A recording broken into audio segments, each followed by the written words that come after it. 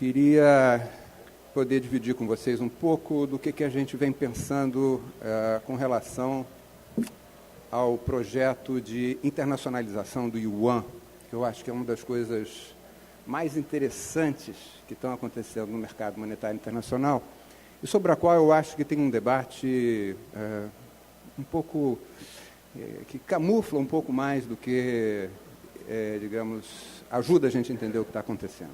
Eu vou ter que ir orientando você. Bom, internacionalização de moeda, o que é isso? Se a gente olhar o mundo, depois que a globalização financeira aconteceu para valer, ou seja, de 85 para cá, a internacionalização de moedas foi um fenômeno recorrente, né? Primeiros a adotarem elas foram os países anglo-saxões, Inglaterra, Nova Zelândia, Austrália, África do Sul, depois, né? Depois os japoneses vieram atrás, tomaram uma trancada no meio do caminho, eu vou falar isso um pouco mais no final. O México, em 94, também, como resultado de uma trancada, tá certo? O México colapsa em 94, e não foi uma opção de política, foi um fato de mercado. Os mexicanos, talvez seja a moeda periférica mais conversível que a gente tem hoje em dia, né? Crise de 88, nós, América Latina, asiáticos, todas essas moedas internacionalizaram em algum grau, inclusive a nossa, né? E, recentemente, eu acho que o processo chinês e, em certa medida, o russo, que é um processo um pouco menos conhecido, são as bolas da vez. Tá certo?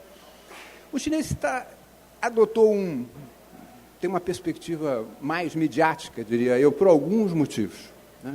Primeiro, por causa da paranoia americana, né?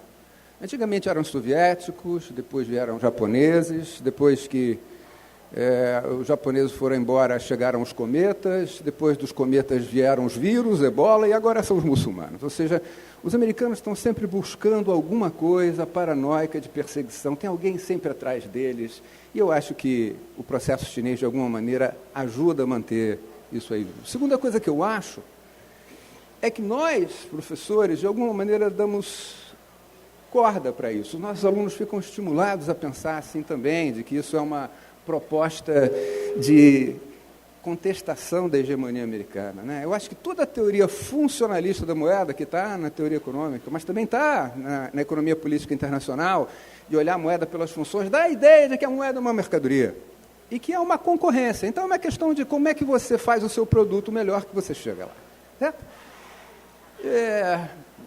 E há também uma terceira interpretação que eu acho com relação a isso, que é uma tentativa de mecânica histórica. Que eu disse assim, olha, os ingleses tinham a libra, depois passou para o dólar, e isso aí é uma passagem natural. Natural, imagina, só você ler um pouquinho de história, você vai entender que foi dedo no olho, puxou cabelo, que isso é natural. Segunda coisa, quem disse que os ingleses tinham alguma hegemonia semelhante à americana? Certo? A economia inglesa no século XIX, nos melhores do período, 1870 a 1890, eu diria para vocês, desculpa aí o tradutor, é uma pinóia, certo? Pinóia. Os ingleses utilizaram seu poder monetário sobre a Índia, sobre a Argentina, sobre a periferia, mas jamais tiveram condições de usar a libra para submeter os alemães, submeter os russos, pelo contrário. Quando a cláusula ouro bateu em cima da libra, o que aconteceu? Os ingleses reafirmam e pedem ajuda. Os franceses foram lá, os russos foram lá sustentar. Eles eram a cabeça do sindicato. Eles eram os gerentes de um processo, ganhavam dinheiro com isso. Ganhavam dinheiro com isso. Mas tem nada a ver com os americanos. Os americanos usaram sistematicamente o poder da sua moeda, desde 1944, em cima de todos e em todas as situações. Tá? Começa com o plano Marshall para reerguer a Europa e começa contra os ingleses para quebrar os ingleses. 56 para quebrar os ingleses de novo é a moeda. Tá certo? Os alemães, com excesso de dólar, os americanos vão lá e dizem, olha, eu pago a sua segurança, você cala a boca, fica quietinho aí. E atura, vai pela sua goela abaixo. Certo? E vai por aí afora.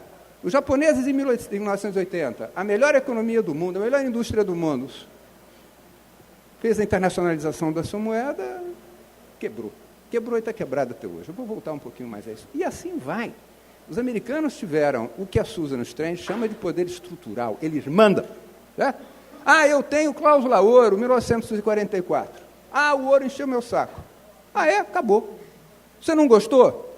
Problema seu. The dollar is our currency and your problem. Foi o que o secretário do Tesouro americano, com o dedo em riste, colocou na cara dos japoneses educadérrimos e daqueles nobres europeus, para o espanto de todo mundo. É o seguinte, quem manda aqui sou eu, se você não gostar, se vira malandro. Isso não tem nenhuma correspondência, não tem nenhum fato histórico, não tem nenhuma mecânica. Nós estamos vivendo um processo americano completamente novo e essa passagem não tem nenhuma repercussão com o que aconteceu no passado. Vamos frente. Eu peguei esse pedacinho de uma pergunta que o Economist fez em 81, aberto, e trouxe dois caras para responder, dois economistas. E o Economist falava em 2011, era a coisa dele, que this house, o Economist, acha que em 10 anos, ou seja, até 2021, já não está muito longe, o yuan vai ser a principal moeda reserva. Bom, os economistas raramente acertam alguma coisa, então isso também não tem nenhum problema. Né? O primeiro comentador disse, eu acho que essa ideia aí está um pouco arriscada demais para a gente levar a sério. Mas o segundo é fantástico. Ele diz assim, vai sim, vai ficar. Né? Olha a transição do dólar, da libra para o dólar, então tem uma mecânica histórica, vale o mercado, a concorrência, etc., vai resolver tudo. Certo? E precisa ser economically dominant. Perguntaria eu em inglês, se eu estivesse lá, what the hell is that? Certo? O que é isso, ser economicamente dominante? Certo? Eu sei o que é o poder americano, agora, economicamente dominante? Talvez seja alguma coisa ligada a tamanho. Eu acho que a gente poderia, eventualmente, fazer assim. Né? A gente vai trabalhar um pouquinho mais o tamanho dos chineses. E, realmente, o tamanho dos chineses é algo impressionante. Né? E aí há também, eu acho, alguma coisa que foi dita pelos políticos responsáveis da China com relação ao que está em jogo. Né? Aquela é a fala do presidente da China, em 2008, reclamando que tem que ter uma nova ordem internacional. Legal, ótimo. Eu adorei ver o atual presidente a favor da globalização em Davos. Não sei se vocês já viram. É sensacional, tá certo? Nós agora, eles são a fronteira da globalização. Estou dentro, acho ótimo. Mas, de alguma maneira, ele deu alguma repercussão política a isso. O presidente do Banco Central chinês também diz, olha, temos sistema, tem que mudar. Ah, é? Você vai mudar esse sistema? Legal. Ou seja, os chineses também deram corda para isso. Que isso dá um... Né? Eu sou chinês, sou... Tá bom, vamos em frente. E quando a gente olha a real, isso aí é o volume de transações financeiras internacionais que foram fechadas em alguma das pontas, nas diferentes moedas internacionais. O que a gente vê? A mais importante das exóticas. As exóticas são aquelas que não são os caras do ien, dólar, libra, suíço, canadense. O México, o peso mexicano é o mais importante, disparado. Certo? O Chinese Yuan melhorou muito. Certo? É a 11ª moeda, é a segunda dos exóticos. Mas nós somos a 9ª. E a gente é o contrário. Eles estão fazendo isso, ou pelo menos estavam. Esse é um ponto também que eu vou dizer. Eu acho que mandaram baixar a bola. Né? Mas é o seguinte, o Banco Central da China dando força, e o nosso Banco Central jogando areia na engrenagem o tempo inteiro. Mas, mesmo com o Banco Central nosso jogando areia para não rodar, nossa moeda também internacionalizou. Depois de 2005, qualquer um de vocês pode abrir uma conta em Miami. Até 2005 não podia sem autorização do Banco Central, hoje você pode. Certo? Isso é muito mais aberto do que qualquer chinês pode fazer. O chinês tem limite de $50 mil para fazer, tem mais não sei o quê, tem mais não sei o que lá. Nossa conta de capital é 10 vezes mais aberta do que a deles. O que nós estamos falando? Eles têm muita coisa para andar nessa história. Então, isso é um pouco para trazer a realidade. Outro dado de realidade. As moedas de liquidação, de pagamento. Certo? O dólar é praticamente a contrametade de todo mundo, 90%. O somatório disso é 200%, certo? São os dois lados. O yuan subiu. Mas o dólar também subiu, a libra também subiu, o dólar canadense, ou seja, todo esse processo, ainda estamos falando de uma coisinha muito pequenininha, o que não quer dizer que o processo não tenha relevância política, é outra história. Mas nós estamos falando de alguma coisa que é muito mais um desejo do que uma efetividade. Vamos em frente. Bom, aí podemos selecionar alguns objetivos. Quero tirar o dólar, quero ser a moeda do mundo no século 23, não sei que idade, mas assim, é um mecanismo que eu estou querendo para resolver meu problema de desequilíbrio internacional que eu tenho. Ok. Quero montar um instrumento de apoio a minhas empresas e meus bancos atuarem no exterior, porque eu quero ir mais para fora. Ok. Quero resolver desequilíbrios que eu estou interno. Qualquer outra coisa que você quiser botar aí, tem várias coisas que podem fazer. O que é necessário para uma moeda ser internacional? E aí vamos definir. Se vocês olharem a definição acadêmica, ela vai falar alguma coisa do tipo: moeda internacional é alguma coisa que é usada por terceiros para liquidar as operações entre si. O dólar é utilizado por nós para resolver. Ok. Eu acho que ela é pouca, tá certo? Ela não é uma definição que eu acho que, de certa maneira, ela atende o que está aí, tá certo? Eu acho que o sentido moderno, mais moderno dela, é a ideia da plena conversibilidade. Ou seja, qualquer um pode entrar e tomar posições naquela moeda e sair sem qualquer interferência do governo. Certo? Quer seja regulatória, quer seja fiscal, quer seja política. Certo? Eu entro e saio da sua moeda. Na América Latina, só o México você consegue fazer. Nenhum outro país, nem chileno, nem nada, adota esse tipo de postura. Ok? Isso, obviamente, tem consequências. Condições básicas para você ter uma moeda dessa: tamanho, internacionalização dessa economia, estabilidade do valor, isso é fundamental. Nós estamos pagando um preço de uma desinflação enorme para isso, para segurar a nossa moeda como uma moeda de carry trade, para o dinheiro externo entrar e estabilizar, não temos a menor dúvida, e por isso a gente paga a taxa de juros que paga, tá certo? Tem que ter mercados financeiros desenvolvidos e abertos, para o dinheiro entrar e sair, poder tomar posições, entrar no jogo internacional do que tem. Desvantagens. Bom, a maior delas é que você perde o controle você perde autonomia na sua política monetária e cambial, certo? Se você libera capital, você não pode controlar câmbio e juros ao mesmo tempo. Está lá a famosa trindade. Isso todo mundo aprendeu. Os japoneses aprenderam, os ingleses tomaram ferro em 92, aprenderam, os franceses tomaram em 81, os asiáticos em 90, e vão para aí afora. Ou seja, isso foi um processo em que isso não é simples, certo? Qual é a grande vantagem? O custo financeiro, o seu financiamento do ponto de vista do Estado, tudo isso se torna mais fácil, mais barato. As empresas podem operar na sua moeda, o que torna toda a atuação externa, comercial, financeira, melhor, mais eficiente. Tudo bem. O chinês tem tamanho? Tem. Não é só que cresceu rápido. Ele hoje já é praticamente do tamanho, em termos de PIB, dos países da área do euro, que não é pouca coisa. Tá? Vamos embora. Eles são os maiores exportadores do mundo. 14% das exportações mundiais saem da China. Então, eles têm um senhor comércio para utilizar ou para fazer uso, em que isso vai abrir espaço para impor a moeda. Você quer comprar de mim? Eu vai usar a minha moeda. Eu devia ter usado a importação, mas usei a exportação. Vamos em frente. Inflação. Essa é a média da inflação deles entre 2002 e 2016. Não é? Brinco, para país de terceiro mundo, maravilhoso. É claro que ele tem mais volatilidade do que os países de moeda mais robusta, mas de qualquer maneira, ou seja, eu tenho uma moeda de baixa inflação, tenho uma penetração internacional, e eu poderia mostrar outros. Vamos em frente. Bolsa de valores, tamanho da bolsa de valores deles. Comparado com o Brasil, eu botei o Brasil de propósito. É claro que a taxa de câmbio de 2015 importa. O Brasil é o principal bolsa de valores da América Latina, é metade do continente. Tá certo? Mas eu estou dizendo, nós também, uma taxa de câmbio razoável, tem, mas não é Vamos em frente. Mercado de títulos corporativos, aí não estou falando de dívida pública, não tinha nada. Os dados estão um pouco antigos, mas é o que eu tinha. 8%, já é mais do que a Alemanha e a França tinham relativamente. Okay? Então, tem elementos no desenvolvimento chinês que permitam você fazer ou tomar isso como um desafio, como uma meta. Eu acho que tem várias coisas do ponto de vista de tamanho que justificam fazer isso. Vamos em frente.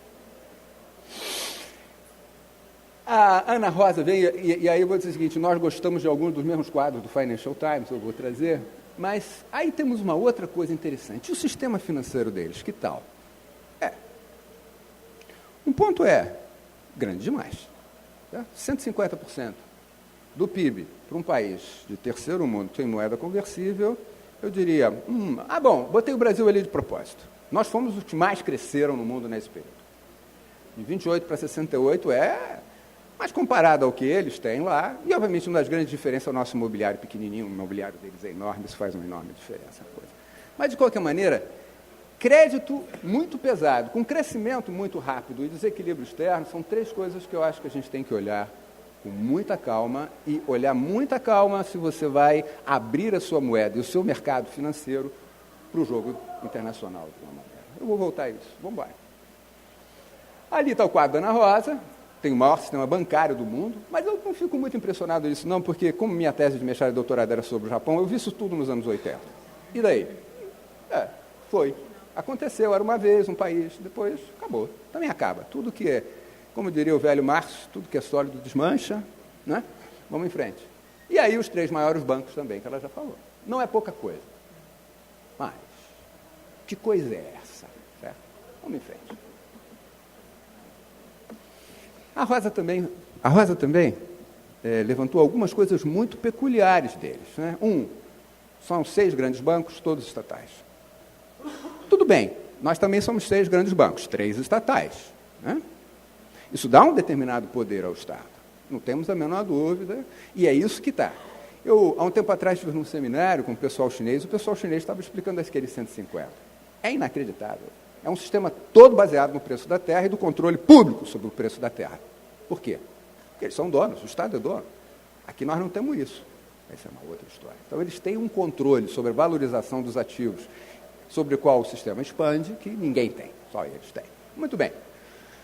A alocação centralizada, o Ministério do Planejamento vale, o Partido Comunista vale, né? E o crédito, diferentemente do resto do mundo, que já não é mais, é alocado com um sentido central de planejamento. Tá? Não é um mercado aberto. Imagina se é um mercado aberto. Correto? Muito bem, isso não é muito ortodoxo e isso é difícil de você manter na medida que você abra. Né? Política monetária e política de crédito. É assim, para aí de emprestar. Window Guidance. Não é bonito o nome? Mas no fundo é isso. O Banco Central liga e diz assim, parou. Os japoneses também faziam isso nos anos 80. O nosso Banco Central faz isso de vez em quando. Mas eu estou dizendo, não é um mercado, assim, a taxa de juros, preço. Fale, mas não é só isso, certo? Shadow Banking, há muita coisa sobre isso, eu dou menos relevância do que a literatura, porque o Shadow Banking, cada país tem um conceito diferente, o deles é o que não é através do sistema bancário. Não necessariamente é uma coisa, assim, agiotagem. Não. Mas eles têm muito dinheiro sobrando, muita liquidez, né? E o dinheiro vai para tudo que é lá. Tem, dado que eu tinha, eu não sei, mas assim, 10 a 40 milhões de imóveis parados, ou seja, temos uma bolha imobiliária lá, aliás, eu vou fazer uma provocação. Se vocês pegarem a definição de bolha do Kindleberger, talvez a gente pudesse chamar a China de uma bolha especulativa produtivista. Acho que é uma especulação engraçada para a gente eventualmente ver. E tem controle de capital. O chinês só pode mandar para fora $50 mil por ano. Nós podemos mandar quanto quiser, cada um de nós, desde que você tenha saldo no banco e tenha imposto de renda para aguentar. Senão alguém vai perguntar, aqui Lava Jato. Aqui daquelas sessões você participa, certo? Mas fora disso, lá não. É 50 per capita e agora tu não pode mais comprar time de futebol. Não pode comprar. Sim, aqui pode. Né? Bora. 5? Vai, dá 5. Então, a rigor, a internacionalização, no sentido que eu estou usando, que é plena conversibilidade da moeda, que é disso que se trata, deveria vir depois de eu acertar tudo isso. Senão ela carrega um risco pesado. Certo? O que já andou? Bom, eles abriram o mercado de yuan offshore em Hong Kong em 2010. Certo? Há uma taxa de câmbio para este yuan que é diferente da taxa de câmbio de dentro. Ok, ela vai variando, eles vão testando, de vez em quando ajusta, o mercado vai operando. Pode lançar títulos públicos lá desde 2007, pode lançar títulos privados, e eles abriram furos na muralha que separa financeiramente Hong Kong e o mundo deles. De vez em quando eles vão abrindo os olhinhos e deixam aquilo passar, de vez em quando vão fechando, certo?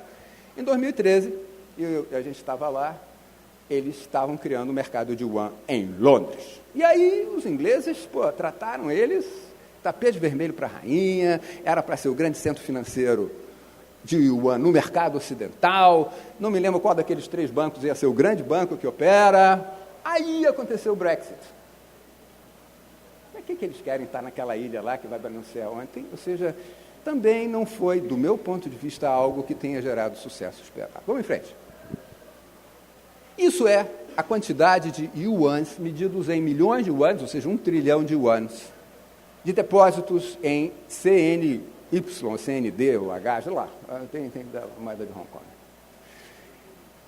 O crescimento é enorme. É pequenininho comparado com o tamanho do mainland, certo? Ou seja, isso é todo mundo olhando e diz, uau, olha a internacionalização da moeda chinesa. Eu queria que vocês prestassem atenção no final da curva. Em pouco mais de um ano, o volume de depósitos caiu a metade. Tem algo acontecendo.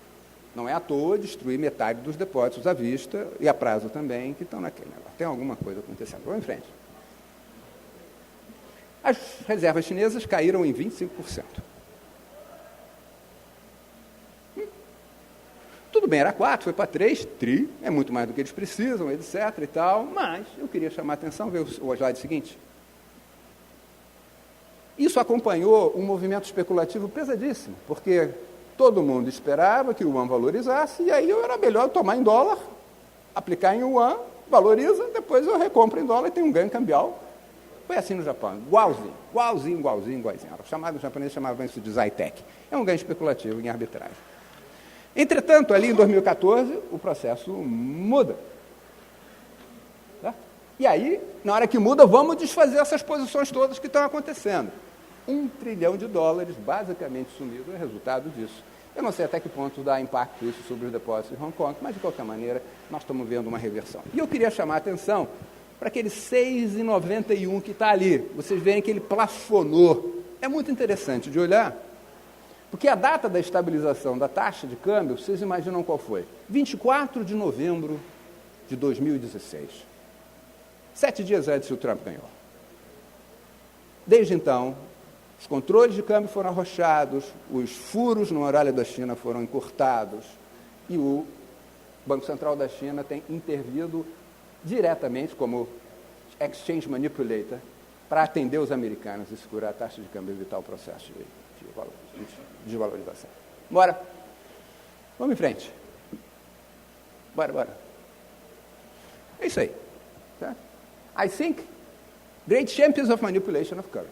Essa é a declaração dele. Não sei também o que vale uma declaração dele, mas isso é um outro caso, tá certo? De qualquer maneira, eu acho que esse é o jogo que está aí. E tem outro cara olhando para aquele e dizer o seguinte, porra, onde é que esse cara vai? Não é a cara dele? Dizendo assim, a gente não sabe onde é que esse cara vai. Bora. Bom, o que eu acho que é? Esse é um processo de testagem. Os chineses são craques em fazer isso. Testa. Se não dá, vai por aqui, muda por ali. Nós estamos no meio de um processo de testagem. Pode ser ajustado, revertido. É um mecanismo marginal, no sentido de que não é o dominante no processo, não é para ele dominar.